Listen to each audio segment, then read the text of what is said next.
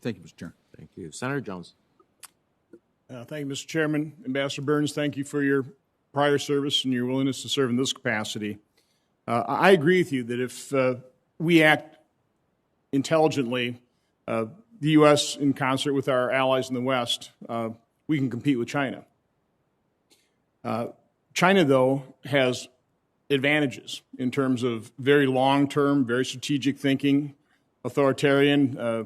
They don't have the back and forth of elections, that type of thing. So they have utilized that long-term strategic thinking, while the West literally has not done much to counter their infiltration into our institutions, their stealing of our intellectual property since their entry into the WTO.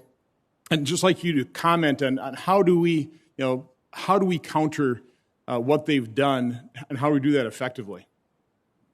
Senator, thank you. I think it's a central question. We have to have a strategy to match China's strategy. I think that is beginning to develop over the last several years in the last three administrations, President Obama, President Trump, and President Biden. And as I said in my testimony, what distinguishes us and strengthens us is the fact that we have our alliance with Japan and our alliance with Australia and South Korea. And I've been involved in my past diplomatic career in intensive discussions with the Europeans. I think they're less united, perhaps, in the European Union right now, but I sense that the Europeans are shifting to understand the threat to them, as well as to us and our Indo-Pacific allies. So I think operating on an allied basis is the most important thing we can do. And sometimes that means we form institutions. So the Quad is an institution that both parties can be proud of. Republican and Democratic presidents have supported the Quad. And now President Biden is operationalizing at the head of government level, which we hadn't done before. AUKUS, 3 countries coming together. We need to build the institutions that are permanent and that take this policy that we're discussing this morning into the 2030s, because the competition with China will be multi-decade. Yeah, I do want to address specifically their infiltration into our university systems, the Confucius Institutes, their investment in things like medical journals. It really concerns me. You know, there is so much we don't know, for example, about the coronavirus, so much we don't know about COVID. I really do, and I really want to get your take on a real potential fault line when we start learning more. For example, about the origin theory. I mean, I don't know whether it was lab leak, whether it's natural origin. People are starting to look into that. Obviously, there was a cover-up here for 18 months, and as a result, gave China a really good head start at bearing evidence. But back in March of 2020, you participated in a virtual event at the Harvard's Kennedy Center, and you definitely were critical of China, saying that this was, an army exercise.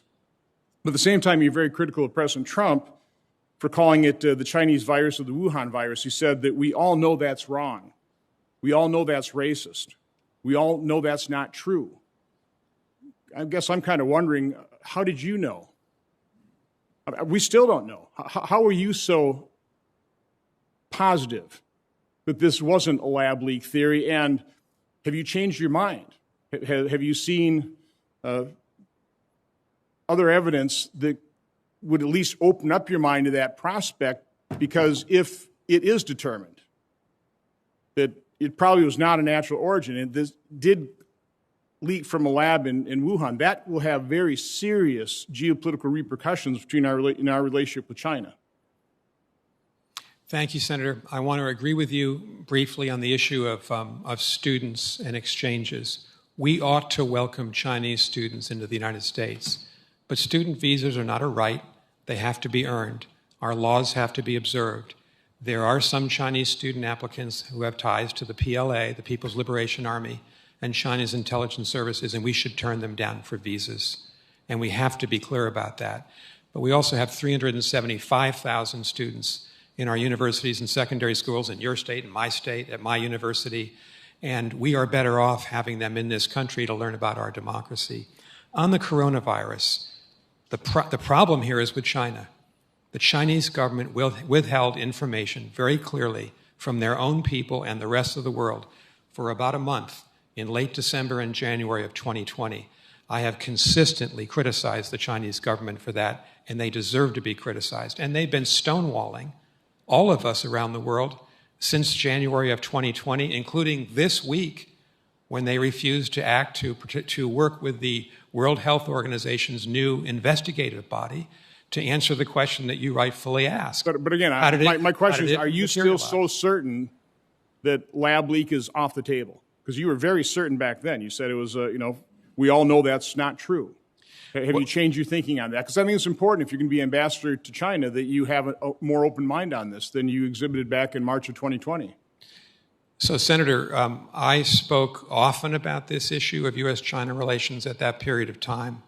And I believe that that quote from the Kennedy School event was directed to President Trump's use of the term Wuhan virus, which I did not think would be effective with the Chinese government or Chinese people or people around the world. It had nothing to do with the origins of the crisis of the pandemic. My position has been all along and continues this day, we need to investigate. We don't know how this virus originated for sure. There are multiple theories, and the Chinese need to answer the questions. So I have never been a proponent of either one of these two options, but I think, as President Biden has said, we need to push the Chinese to come clean about what happened. Well, thanks for that clarification. I appreciate it. Thank you. Thank you.